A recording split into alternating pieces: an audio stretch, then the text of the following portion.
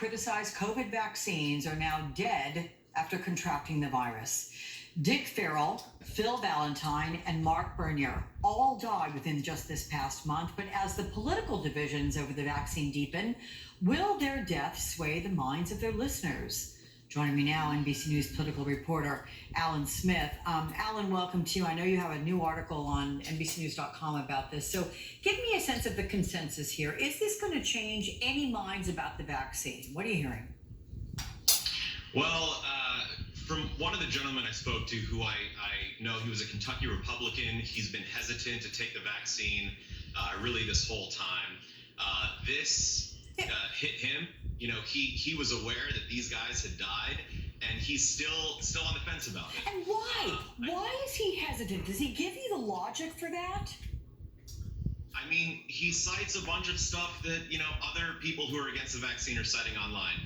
One-off studies, stuff that really goes against what really all the health experts in the United States are telling people right now about vaccination.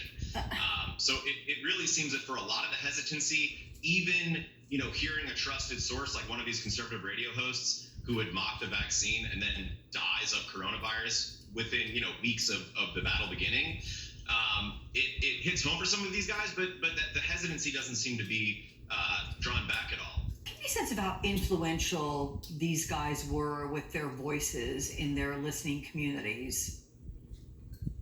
Well, really, these guys weren't necessarily people that had the biggest audiences, but for their audience locally, they could be super influential. I mean, we know that some of the, you know, conservatives and maybe some more vaccine skeptical people have greater trust for local media.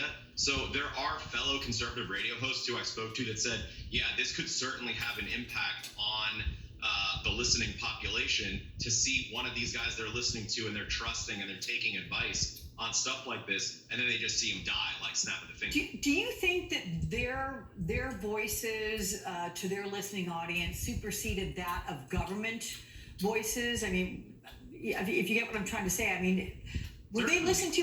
Yes, you think so?